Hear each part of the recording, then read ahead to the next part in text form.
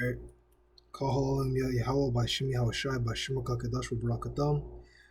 Give them double honor to the elders and apostles of Great Millstone, who of course brought these scriptures to me into my hand and brought me these breakdowns. Of course, God is so, even guys my age, guys who are 17, 18, 19, are able to, understand this truth and be able to bring it out, to each to our own ability, All right, so shalom, shalom. So treated worse than animals, black woman in pretrial detention. So you two won't take it down. It's the Al Jazeera official source, so they can't say, oh, this is disinformation. Okay, so I'm not going to go down this whole thing because I really just want to focus on the scriptures. But pretty much this article talks about how women who don't have enough money to pay for a lawyer, they're held inside jail cells and they're still held in prison. All right, they call it pretrial detention. And the same thing happens at Rikers. For people who do crimes and they're sent off to Rikers, they have to still stay there, and they're usually put among the normal population, and have to deal with all that bullshit. All right, and this woman here, one of them is going to talk about, when you read it, if you want to read it yourself, how one of the women in this article, she was in a jail cell with a woman that was, shitting herself, doodling in her pants, pooping, and clearly have mental illness. So they're putting the mentally ill inside the jail cells of just regular Jake woman. Okay, which a lot of this article leads out a lot of points about the cases. So don't really pay attention to these women cases, because I'm certain these women have their own faults. They did things wrong, but the article is going to bring that out because it's a feminist article. Okay, but getting back into it, even if a woman did something as simple as stealing, there's no reason for her to go into deal with that shit. That shit's torture. And in the article, they talk about how the prisons hold mentally ill now because there's not enough beds in the mentally ill mental hospitals, that now they just hold them inside the prisons. All right, so this is the judgments and famines that are coming to this place, talked about in Matthew 24, as well as all throughout Revelation. Okay, going into that pale horse, bringing famines and pestilences and judgments, and that black horse, with the balance.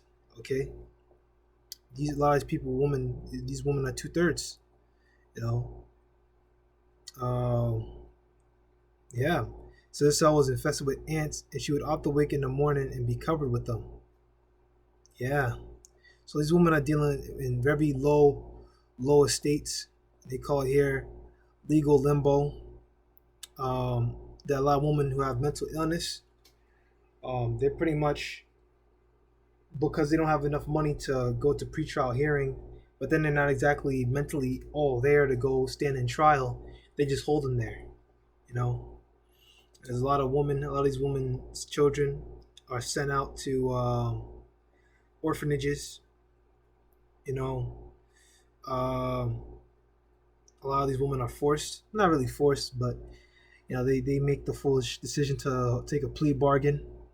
That's pretty much like forced confession. So they say, we'll give you shorter sentences if you just go to prison. Okay, so this is Judges chapter 10 verse 13. Yea, ye have forsaken me and served other gods, wherefore I will deliver you no more.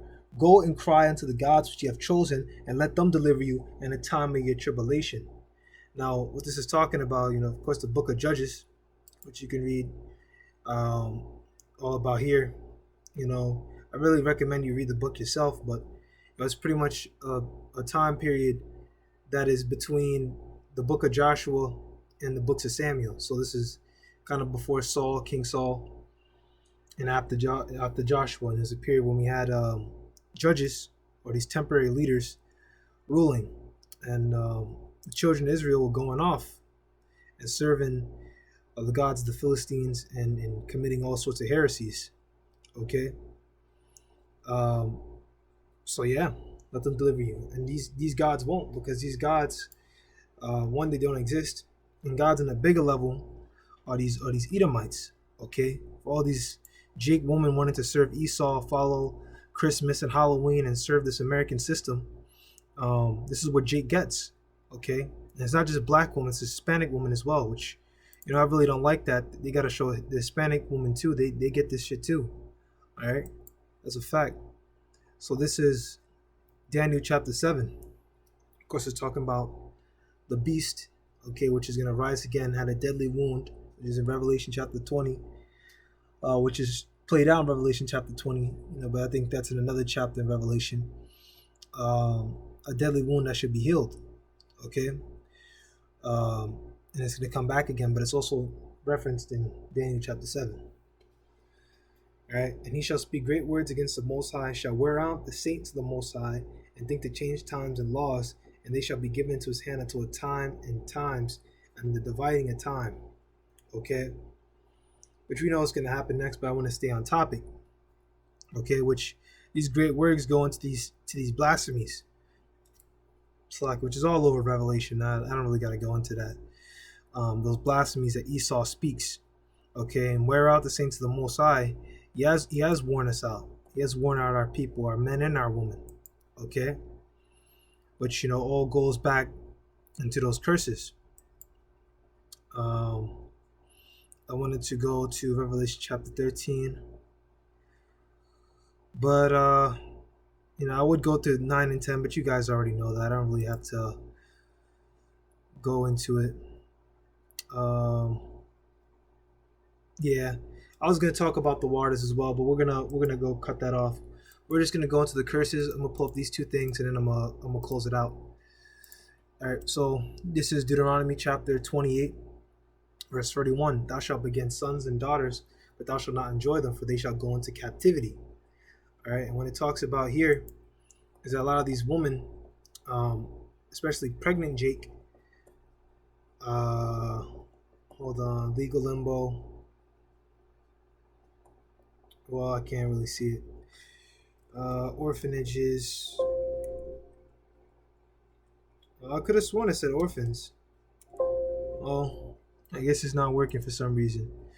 But I could have sworn that the article talked about how a lot of these women, they don't really have, and even if they do, unless they don't have family, the children are sent off to orphanages where they're going to have to go live because, they can't really take care of their kids in prison, So our children go into captivity.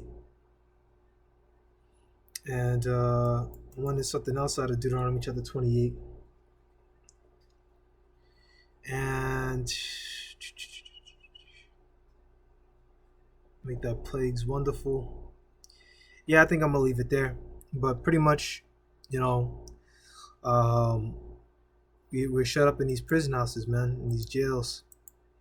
A lot of these women are in there for, a lot of them for things that they didn't do. One woman was in here, and she just called the cops. She had some sort of altercation with her husband, go figure, and she called the cops, and the cops put her ass in jail. So there's no fairness in the system, and these people still want to go serve them. Okay, and going back into it.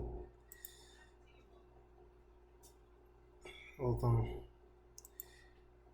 Hopefully I'm not going to be bothered. But this is penal labor in the United States. It is explicitly allowed by the 13th Amendment of the U.S. Constitution, neither slavery nor involuntary servitude, except as a punishment for crime whereof the party shall have been duly convicted, shall exist within the United States or any place subject to the jurisdiction. Unconvicted detainees awaiting trial cannot be forced to participate in labor programs in prison, as this would violate the 13th Amendment. Which is, you can see that here. There's not really any talk of these women doing any work. But still, they're in here, and they're stuck in there among the general population, which is, of course, their judgment. All right. So I'm going to pause, and I'm going to come right back, because I only got 10 minutes to record with Bandicam.